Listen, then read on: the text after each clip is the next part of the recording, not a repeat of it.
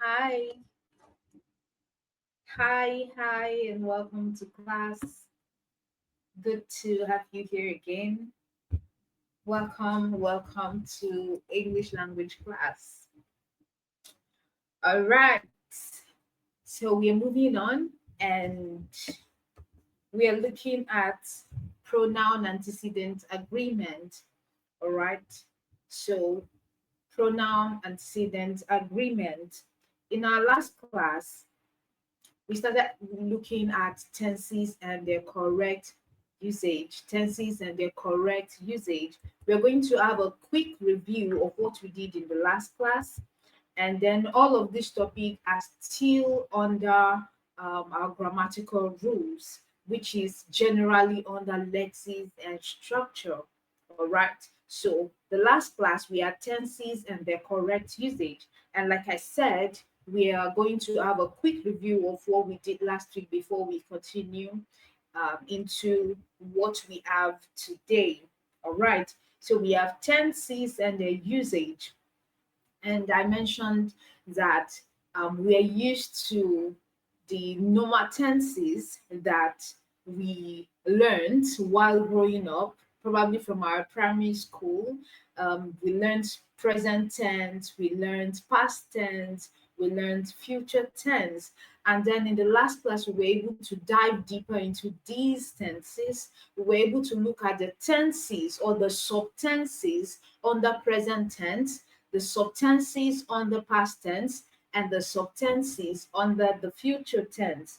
All right. So for the tenses, we mentioned that for the present tenses, we have the simple present tense. All right. The simple present tense that talks about things that happen all the time or things that are always true. All right. Tenses that show what happens all the time, or tenses that show what are always true. All right. Then we have the present continuous tense that talks about something happening at the moment or something happening soon. Then we talked about the present perfect tense, which talks about something that started before now, but of course, it still matters. Even though it started before now, it still matters in the present.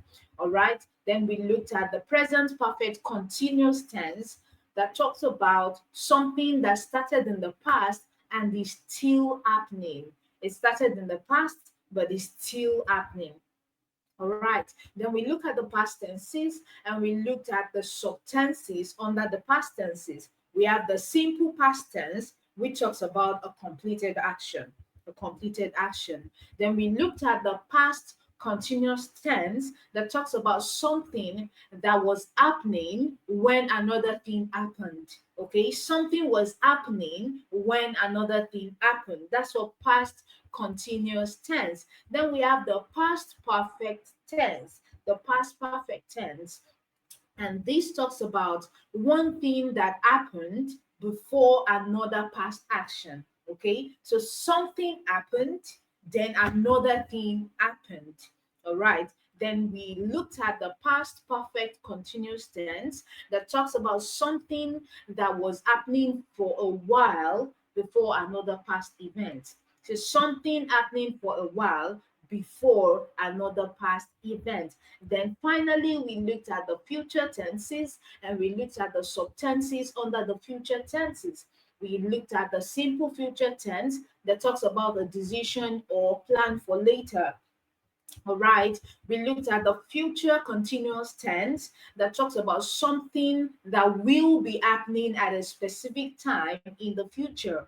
All right, then we looked at the future perfect tense that talks about something that will be done before a certain time in the future, something that will be done before a certain time in the future. Then we looked at the future perfect continuous tense, the future perfect continuous tense. And this talks about something that will have been happening for a while before a future time. All right. So these were the tenses that we looked at on the present tenses, past tenses, and future tenses.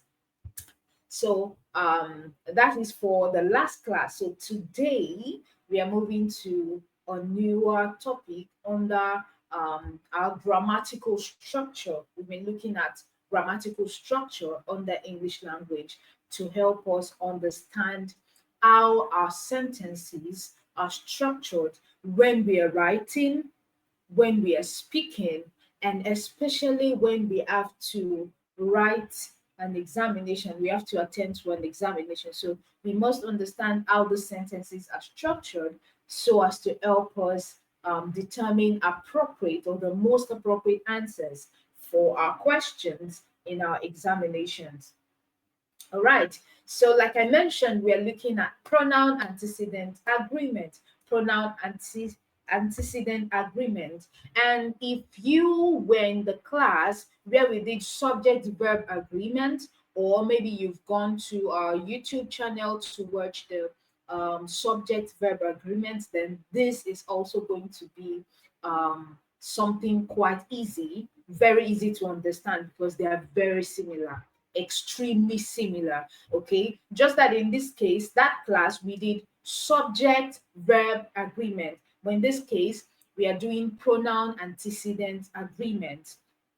All right, so we're going to start by getting ourselves familiar with the words that I have here.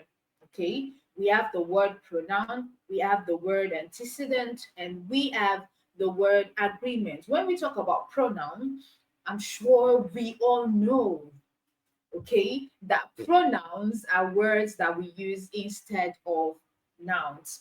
Pronouns are words that we can use to replace nouns. All right. So when you talk about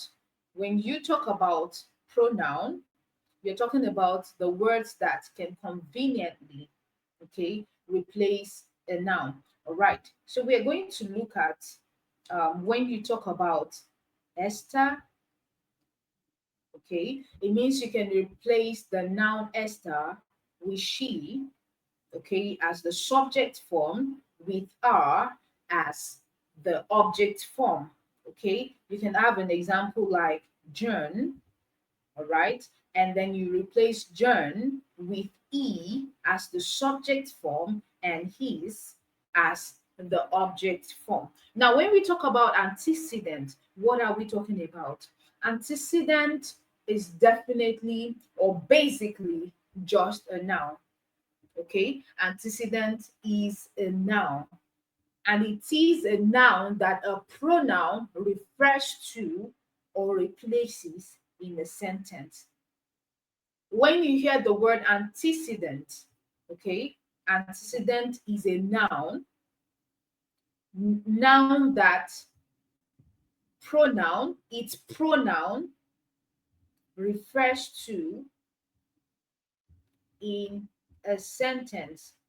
Don't get confused. I'm going to give you an example. All right. So when you say Esther, okay, Esther is our own boss. Esther is our own boss. Okay. Or Esther is our own cheerleader, whichever one you want to use. Now we have Esther, okay, Esther here as a noun. We have are here as a pronoun.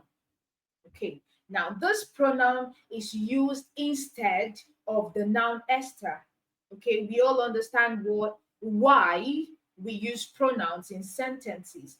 Okay, one of the reasons why we use pronouns in sentences is to avoid the repetition of nouns. Okay, to avoid the repetition of nouns. Now, when you say Esther is her own boss, you know it's going to sound somehow when you say Esther is Esther's own boss, or Esther is Esther's boss. Okay, Esther is Esther's boss. Now you're going to get a little confused, or then you're going to be wondering why repeating the word Esther. No, so for you to reduce repetition, the repetition of Esther, or to reduce the repetition of a noun in a sentence, you use pronoun. Okay, so when you say Esther is her own boss, it means that Esther, okay, is the noun. Now, R, Her, that you have there as the pronoun is replacing the word Esther. Okay, her is replacing the word Esther. Okay, so her is our pronoun and Esther is our noun. Now, in this sentence, the sentence Esther is her own boss. Esther here is an antecedent. Okay, Esther is an antecedent because it is a noun that this pronoun are, the pronoun are is referring to. Okay, the pronoun are is referring to Esther. So Esther is the antecedent. So when you hear the word antecedent, antecedent is a noun that a pronoun is referring to or that a pronoun replaces in a sentence. That's what we mean by antecedent. Then we looked at the word agreement when we were doing subject verb agreement, and we say for something to agree, you're talking about two or more things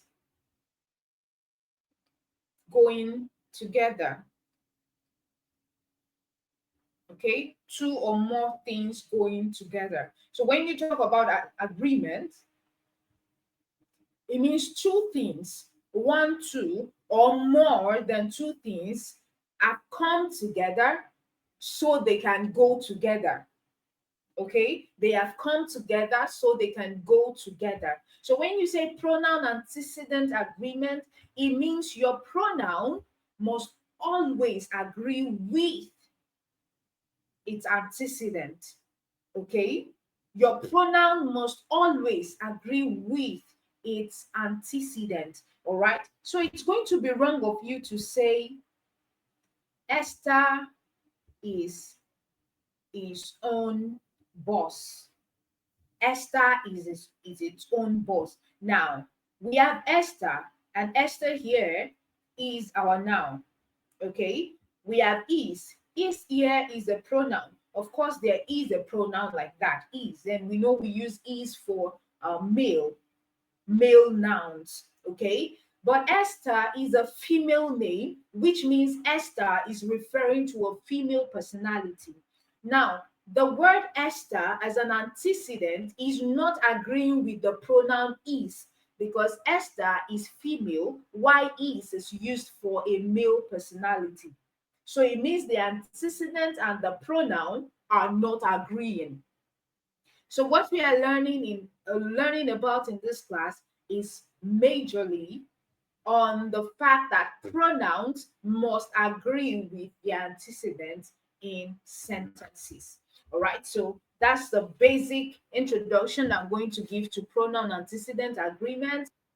Of course, of course, you are going understand it better when you look at this introduction, when you look at this explanation. So your pronoun must always agree with your antecedent. All right, so we're going to move quickly into the class as I wipe off the board and then we start looking at our points in general. Okay, so um, we are going to be looking at rules for pronoun antecedent agreement. Okay, so rules for pronoun antecedent agreement. Let's have it written. Rules for pronoun antecedent agreement. Rules for pronoun antecedent agreement. All right, so the first rule that we are going to be looking at under this is singular antecedents take singular pronouns.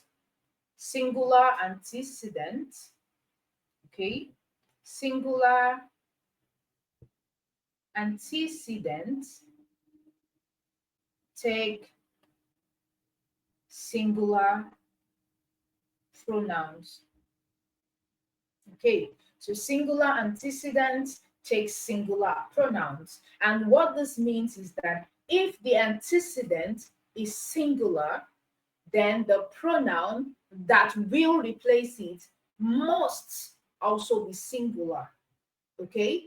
If the antecedent, when we talk about antecedent, do not forget that we are talking about the noun in the sentence. So if the noun in the sentence is singular, then the pronoun that will replace it must also be singular. So you can have an example like Sarah loves a dog. Sarah loves a dog. We have Sarah as the noun, we have are as the pronoun. Okay, so here is our antecedent that this pronoun are is referring to. Okay, the antecedent, the pronoun are is referring to. Now, singular antecedent takes singular pronouns. Sarah is singular because Sarah is just one person. Now, the pronoun that must be used or that must agree with this antecedent must also be singular. Okay, must also be singular. So are is also a singular pronoun. So it means both the pronoun and the antecedent are agreeing with each other. So singular antecedent take singular pronouns. Okay. We move to rule number 2. And rule number 2 says plural antecedents take plural pronouns. Okay, plural antecedents take plural pronouns. So we have plural antecedents take plural pronouns. All right, just like I explained for singular antecedent taking singular pronouns, plural antecedent must also take plural pronouns. That means if your subject, the noun, the antecedent is plural, then the pronoun that must refer to it or the pronoun that is being used to replace it must also be in the plural form. Okay, so we have examples like um, the dogs wagged their tails. The dog, the dogs wagged their tails. All right, so we have the dog as a noun. We have there as a pronoun. Okay, now this pronoun is used to refer to the noun dogs. Okay, it's used to refer to and it's used to replace the noun dogs. All right, the dogs is the antecedent, okay, that this pronoun is referring to. Now, the dogs is in the plural form because we know that dog carrying s means more than one dog. Okay, so once you have more than one dog, you use the plural form of the pronoun. You cannot say the dogs wagged its tail or its tails. It is used for a singular noun. All right. So we have bear, which is plural. Okay. There is plural and dogs plural. So that means the pronoun is agreeing with its antecedent. That's rule number 2. I'm going to wipe off the board as we move to rule number 3. And rule number 3 says collective nouns can be singular or plural. Collective nouns can be singular or plural. I'm wiping the board off. Okay, so we have collective nouns can be singular. So collective nouns can be singular or plural. So what do we mean by collective nouns can be singular or pronouns? Now, when we talk about collective nouns, just like we did in the subject verb agreement, we're talking about a group of things a group of people, generally a group. That means that we're not talking about one thing, we're talking about a group of things. We're talking about a group of people. And this is where you use the word team, you use the word herd, you use the word committee, you use the word family. All right. They can either be singular or plural, depending on whether the group is acting as one unit or as an individual. Okay, depending on whether it's acting as one unit or an individual. All right, so we can have an example like the team, the team won its match. The team won its match. Now, team here is a collective noun. Okay, the team. Now, talking as a whole, not just one person now, we're talking about the team as a whole, but the team is being used as a singular unit. All right, one it match. So it here is a pronoun. All right, it is used to replace the noun team, or it's used to refer to the noun team in the sentence. So we have a collective noun, which is also our antecedent, because we have the pronoun it being replaced, or which has replaced the noun team.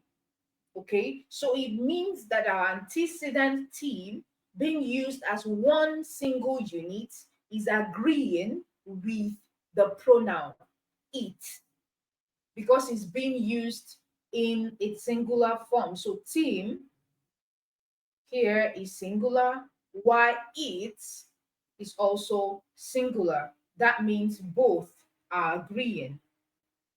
Both are agreeing. All right. Then we move to the next rule.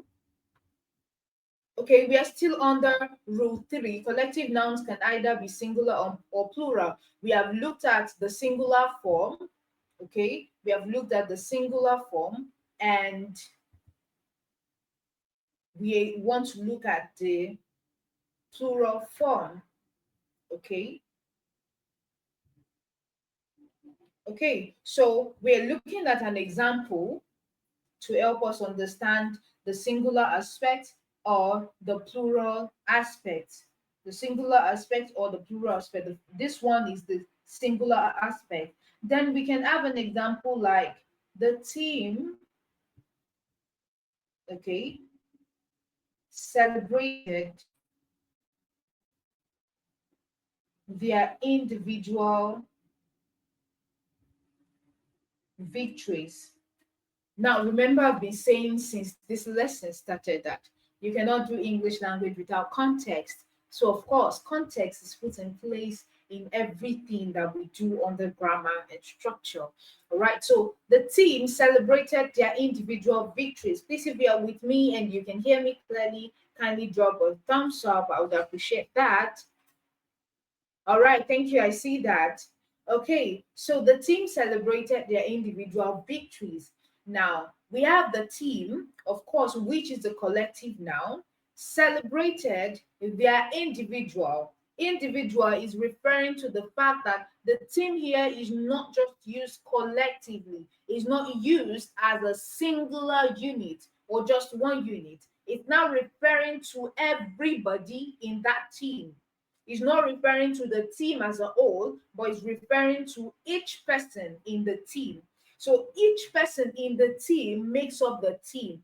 That means that we are talking about the plural form of this singular one that we use as a team. So the team in the first sentence is used as a singular form, while the team in the sentence 2 is used as a plural form because the team members are being referred to individually. So the team celebrated their individual victories. So we have the team here, a collective noun, individual show is that each member has been put in consideration. All right. So this means that this is in the plural form.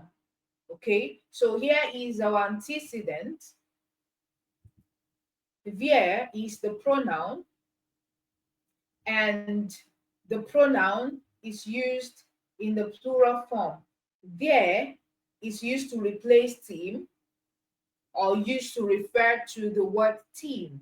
So team here has been used as plural form, or is being used in the plural form, and there is also used in the plural form. That means the word team, the antecedent team, is agreeing with its pronoun there. Okay, so we quickly move to the next rule as I wipe off the board.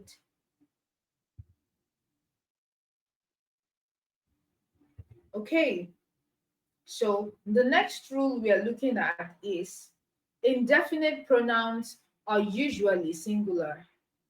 Indefinite pronouns are usually singular. Indefinite pronouns are usually singular. Okay, so we have indefinite pronouns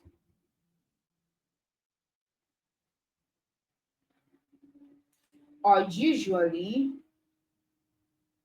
singular. Okay, so what do we mean by indefinite pronouns? Indefinite pronouns are that pronouns, okay, even though or even if they sound as if they are plural, they are singular. Okay, so indefinite pronouns are words like everyone. Okay, so when you hear the word every, you want to assume that it's a whole lot of people. Okay, everyone, everybody. Okay, so you can have everyone, you can have someone, anybody, each person, etc, etc. So these are indefinite pronouns. It's not really referring to anybody in particular. Okay, so indefinite pronouns, so they are usually singular. Wherever you see indefinite pronouns, they are always singular. Okay, so even if they sound plural, just know that they are singular. So in this case, since they are singular, it means the pronoun, okay, it means they as pronoun must agree with the antecedent. Okay, so you can do examples like each of the students, okay, each of the students must complete his or a task. Each of the students must complete his or a task. Okay.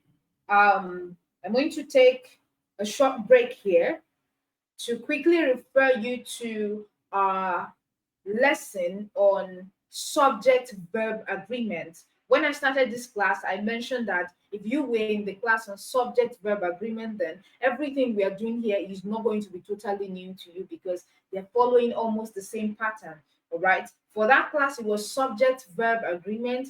For this one, it is pronoun antecedent agreement, and they follow the same pattern. So please refer to that topic. It's on our YouTube channel. If you're watching the YouTube channel now, you can always go to that topic, subject verb agreement, to understand some of the things that I may not mention here. We did it in that class, so I may not be mentioning it here in case you're confused about any example or any explanation. All right, so they follow the same pattern. So if you are watching right now on YouTube and you have not subscribed, kindly subscribe to this YouTube channel, like and share, and look forward to more topics in English language like this. All right. So we are looking at this example. Each of the students must complete his or a task. Now we have an indefinite pronoun, each. Okay, indefinite pronoun. Okay, and is or are. Now, we already mentioned that indefinite pronouns are usually singular. Okay, so it means that this indefinite pronoun is singular. All right, and we have this pronoun which is referring or replacing each, this indefinite pronoun. So it means this also a pronoun. This is indefinite pronoun. This pronoun is used to refer to the word each. And since each is singular, then the pronoun being used to replace it or being used to refer to it must also be singular. So it means both each, the word each, and the pronoun is slash are, okay, are agreeing with each other. All right, we move to the next rule, and it says compound subjects joined by and take plural pronouns. Okay, compound subjects joined by and take plural pronouns. Okay, so let's have that written. Okay, so compound subjects joined by and take plural, okay, take plural pronouns rather, take plural pronouns. Okay, now this is what this means. You understand what your subject is, and you understand that an here is a conjunction. Okay, now when you talk about compound subject or you talk about compound nouns, we're talking about the fact that we do not only have one word. It means we have more, we have two or more words as a word. Okay, so you can say, when you talk about compound, you can say mother, in, law. All right, these are three words, but when you mix them together, mother, in, law, okay, you join them or you merge them together, it gives you one word. Okay, so this is a compound word because it's made up of more than one word. It's not just one word, all right? It can be two or it could be more words. So when you talk about compound subject, you're talking about when two singular nouns are joined by and. Okay? Two singular nouns are joined by and. Okay? So you can have an example like Lisa and Tom finished their assignments. All right. Lisa and Tom finished their assignments. All right. Lisa is a singular noun. Tom is also a singular noun. Okay, and we have and, which is our conjunction. Now because Lisa is a singular noun and Tom is also a singular noun, but both of them have been joined together to form the subject, because Lisa and Tom are our subjects in this sentence. So you call it a compound subject. A compound subject because the subject is not just one person. A compound subject because we have two singular subjects joined by the conjunction and. All right, so since we have two singular subjects joined by and, it means that this is plural, and the pronoun that must refer to this antecedent must also be plural. So Lisa and Tom is plural, they are antecedent. Then their must also be plural. This is our pronoun. And to agree with the antecedent, it must also be what? It must also be plural. All right. So that's for the rule compound subjects joined by and take plural pronoun. All right. So we are looking at the last rule. We're looking at the last rule for pronoun antecedent agreement. Pronoun antecedent agreement. All right. So the last rule says subjects joined by or nor agree with the closest antecedent. I'm going to have to wipe off the board now. Okay, I take that again. Subject joined by or nor. Okay, subject joined by or nor agree with the closest antecedent. Okay, so I'm putting that on the board. Subject, okay, subject joined by or nor, okay, subject joined by or nor agree with the closest, agree with the closest antecedent. Okay, so we understand when we talk about either or, okay, we understand either or, neither nor, etc. All right, so when you have a sentence that is joined by or nor for whatever reason, okay, they have to agree with the closest antecedent. I'm going to give you an example so you can understand. Okay, so we can have an example like neither the teacher, okay, neither the teacher nor the student forgot their books. Okay, so neither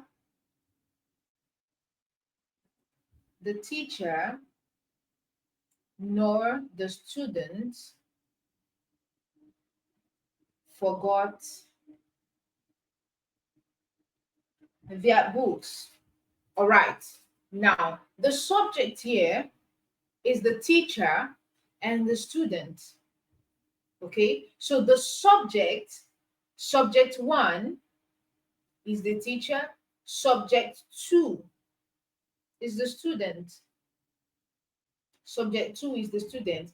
And this subject have been joined by the word nor. Okay, so this subject will agree with the closest antecedent. Okay, it will agree with the closest antecedent. So because student, which is plural, is closer to the pronoun, okay, we use the word their.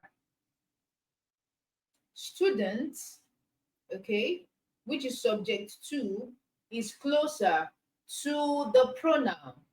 So it means you're using the word their. Student here is in the plural form. Teacher here is in the singular form. But this student, subject to, is closer to the pronoun. So since subject to is in the plural form, then the pronoun must also be in the plural form to agree with this antecedent. I'm going to give us another example, okay, so that we can understand it better. Okay, now we can let's flip it. Let's flip the subject. Okay, let's flip the subject. So for the first one, we have neither the teacher nor the student forgot their books. Now we can have this example. Neither the student nor the teacher forgot his or her book. Okay, now we flipped the subject. For sentence one, we have the teacher coming first and students coming second. But for sentence two, we have the students coming first. This is plural. Then the teacher coming next. This is singular. Okay. So because this antecedent is the closest to or is closer to the pronoun, it means the pronoun here must agree with this antecedent. So since this is singular, the pronoun must also be singular. All right. So that's how it works. When you have singular closer to the pronoun, then the pronoun must be singular. And this is for subjects that are joined by or nor. So it means they must agree with the closest antecedent. All right, so we have come to the end of the class today on rules for pronoun antecedent agreement. We're going to do a quick review of what we did today. Then we attend to a past question, and then we call it a day. All right, so we have looked at pronoun antecedent agreement, and then we started looking at what pronoun is as a word that is being used to refer to a noun, or a word that is being used to replace a noun. And we looked at antecedent and said antecedent is a noun that a pronoun refers to or that a pronoun replaces in a sentence. And we talk about agreement as something or two things, two or more things coming together to go together. All right. And then we started looking at the rules for pronoun antecedent agreement. And we looked at rule number one that says singular antecedent takes singular pronouns. Singular antecedent must always take singular pronouns. Then the next one is like it. Plural antecedent take plural pronouns. Plural antecedent take plural pronouns. Then the third one is that collective nouns can either be singular or plural. So it depends on the context for you to know whether this collective noun is a singular form or a plural form. So if it is in the singular form, then the pronoun that we refer to that antecedent must be in the singular form. But if the collective noun is in the plural form, then the pronoun that will agree with it must also be in the plural form. Then we looked at the fourth rule that says indefinite pronouns are usually singular. So wherever you find indefinite pronouns like everyone, like someone, like somebody, like anybody, just know that they are singular. And because they are singular, the pronoun that must agree with them must also be singular. All right. And we looked at rule number five that says compound subjects joined by and take plural pronouns. All right. When you have two singular subjects that are joined by the conjunction and, it means that they have to take a plural pronoun. A plural pronoun must agree with this subject. All right. Then we looked at subject rule six, and that's the last rule. Yes. So subject joined by or no agree with the closest antecedent.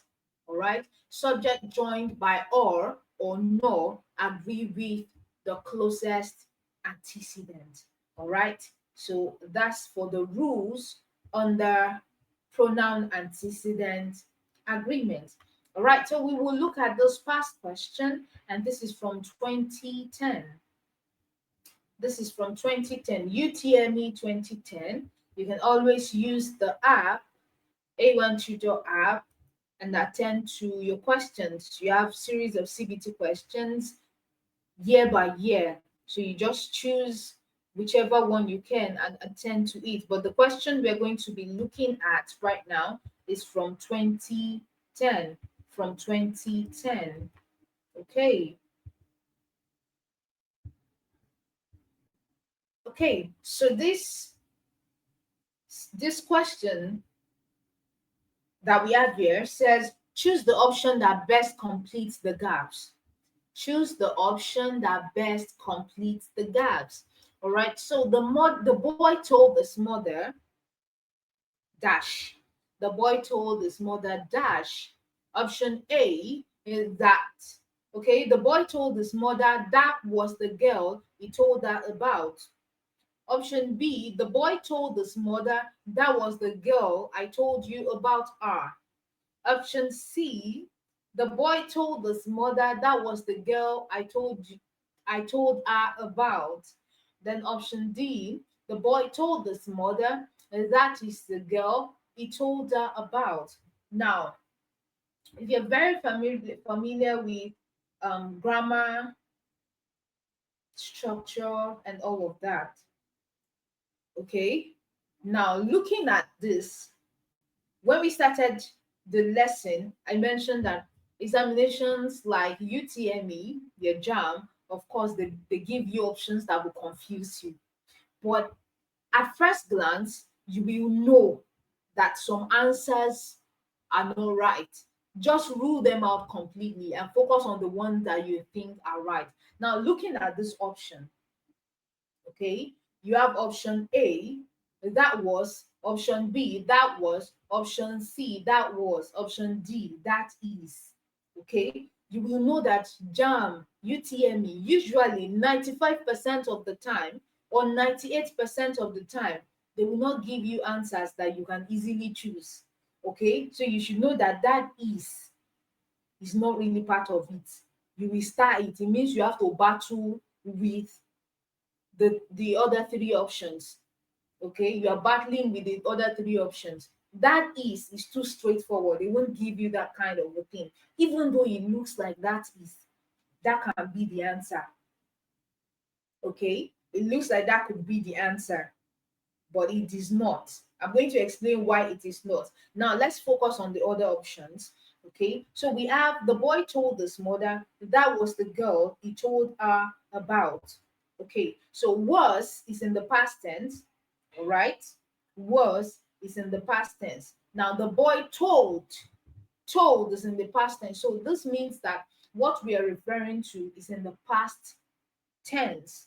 Okay, remember the last class where we did tenses and their usage. All right, so it's in the past tense. So the boy told his mother that was the girl he told her about. Now that's the difference between option A and D. Option D says the boy told his mother that is the girl he told her about. That could have been right if we have more context to show that the girl that is being referring to is still relevant in the present, but we do not have that context. So to be on the safer side, we are going with the one that has the past one. That's option A. So that was the girl. The boy told, past tense, his mother that was the girl he told her about. So we are going with the regular past form. But if there is a context to provide for us that the girl being referred to is relevant in the present, then option D will also be right. Okay, so that was the girl he told her about. Now, option B and option C, I already explained why option D is not right or is not appropriate. I won't say it's not right. Option D is also right, but it's not the most appropriate. Okay, it's not the most appropriate. Okay, so for option B, the phrase about her is very unnecessary because the girl is already mentioned earlier in the sentence. So it already violates the pronoun antecedent agreement because the extra R does not have a clear purpose. And option D, the word R is unclear because who does R refer to? Okay, so R there is unclear because we don't know who R is referring to. So our best bet is on option A and D, and I already explained to you why option A is the most appropriate and why option D is not. Okay, if you look at the sentence again, the question again, it says choose the option that best completes. Okay, when you see instructions like that, it means there could be more than two There could be two options that are right, or even three options, or even all the options could be right, but we are looking for the most appropriate. So in our case, option B and C are not right outrightly. We know that they are not right. So option A and option D are right. But option D is not the one, is not that option that best completes the gap, it's not the most appropriate option. Option A is. And we are going with option A because from the context we can gather the boy told his mother in the past tense. All right.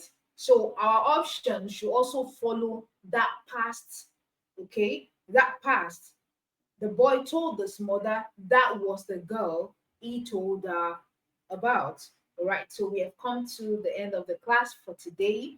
And like I mentioned earlier, if you missed any part of this class, kindly go over to our YouTube channel and see what we have done before you joined the class. And you can also go over it again to do a review for yourself. And if you have any question, you can also drop it under the YouTube. You can drop it in your comments under the YouTube video, and then we are going to attend to it. All right. Thank you for joining the class. See you in the next class. Bye bye.